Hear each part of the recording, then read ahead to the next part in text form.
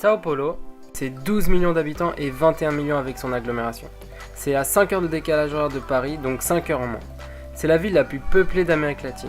Et c'est également la capitale économique du pays. Bon, on sait tous que, enfin, on sait peut-être pas tous, mais la capitale politique est Brasilia. Et elle s'est développée grâce aux mines d'or, puis grâce au café. Et elle possède le PIB le plus important de tout l'hémisphère sud. Donc toutes les villes situées en dessous de l'équateur ont un PIB inférieur à Sao Paulo.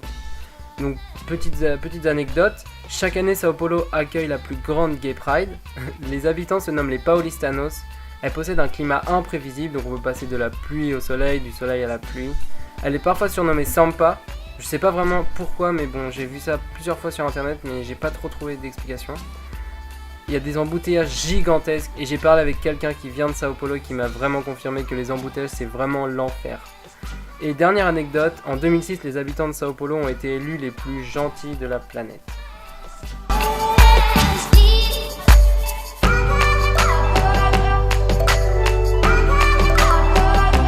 Maintenant on va parler des traditions. Donc alors, je vais vous présenter 3-4 traditions typiques de Sao Paulo. On va commencer tout de suite par le célèbre carnaval, qu'on connaît plus à Rio qu'à Sao Paulo, mais apparemment celui de Sao Paulo vaut vraiment le coup et peut parfois égaler celui de Rio. Donc les gens font également la fête dans les blocos, comme ils appellent ça, c'est vraiment la rue où ils font la fête, où ils sont déguisés. Voilà, je ferai un article complet sur le carnaval de Rio, avec son histoire, tous les détails, etc. Ensuite, il y a le festival de pizza. Donc c'est un festival qui existe depuis 20 ans, et le concept est simple. Les pros et les mères au foyer font une compétition.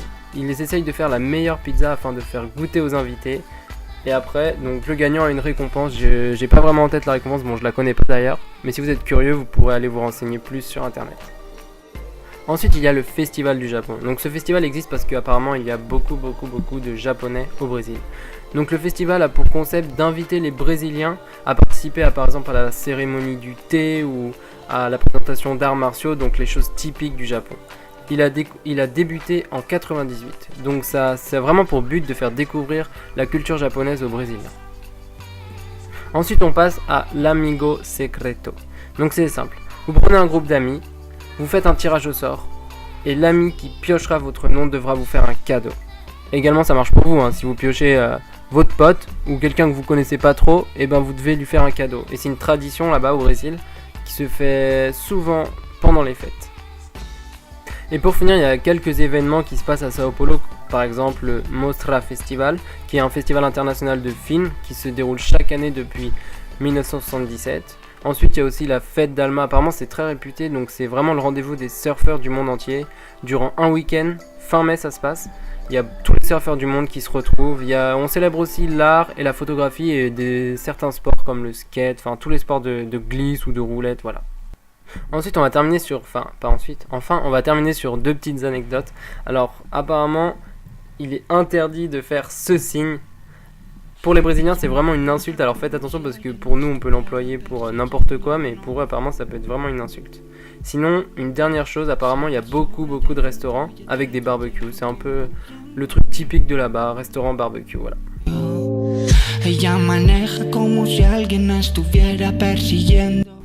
Alors maintenant on va passer aux incontournables. Donc on va commencer par le Parque Ibirapuera. Je sais pas si je le prononce bien, mais bon, voilà, on va le faire comme ça.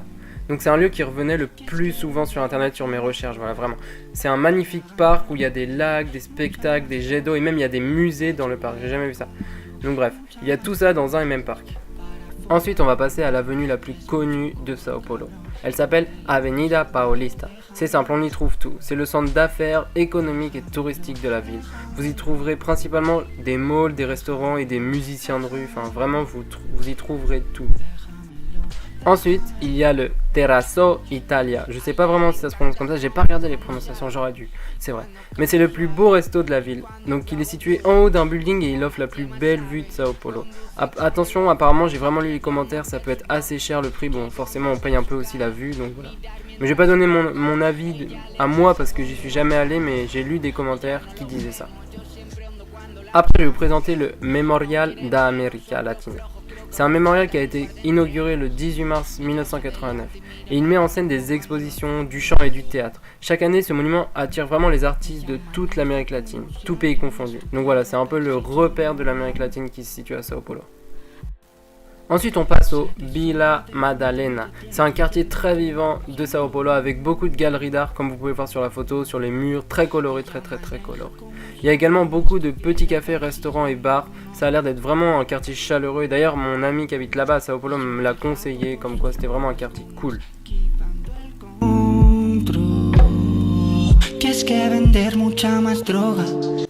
Maintenant on va passer aux spécialités culinaires de Sao Paulo. On va commencer tout de suite par le tutu de feijão. Je suis désolé vraiment pour la prononciation, mais j'aurais dû regarder avant. C'est un plat typique à base d'haricots secs, ail, oignons et de la semoule de manioc. Bon, pour ma part, ça me donne pas trop envie. Bon, après, en France, on a aussi des plats qui paraissent un peu dégueux et finalement, c'est hyper bon, mais à voir. Donc maintenant, on va passer au dogao. Donc c'est simple, vous voyez à quoi ressemble un hot dog normal, la saucisse, la moutarde ou après la sauce que vous voulez. Et ben c'est simple, au Brésil, ils mettent ce qu'ils veulent dedans, tu peux mettre ce que tu veux. Donc voilà, c'est selon les goûts et franchement ça a l'air grave bon. Et donc voilà, à goûter. Pour finir, on va parler du pão no chapa. Donc c'est un plat que tu manges, je vais pas tutoyer parce que je sais pas qui regarde. C'est un plat qu'on mange au petit déjeuner. Et c'est ma pote de Sao Paulo qui me l'a recommandé et vraiment ça a l'air super bon, franchement rien que sur la photo. Donc c'est du pain avec du fromage. Ça a l'air grave bon. Donc voilà, c'est tout pour aujourd'hui. Merci beaucoup en tout cas d'avoir regardé. Et j'espère que j'ai pu vous apprendre et faire découvrir cette belle ville de Sao Paulo. Moi j'ai jamais été au Brésil, ni à Sao Paulo d'ailleurs. Donc n'hésitez pas à contredire ou à confirmer ou à me raconter vos expériences au Brésil. Comme ça on pourra parler ensemble et vous pourrez également m'apprendre des trucs. Donc voilà, n'hésitez pas non plus à aller jeter un coup d'œil plutôt à notre article sur le Brésil. Je mettrai le lien dans la description pour notre site internet. Et voilà. Donc bonne découverte à tous et puis à plus.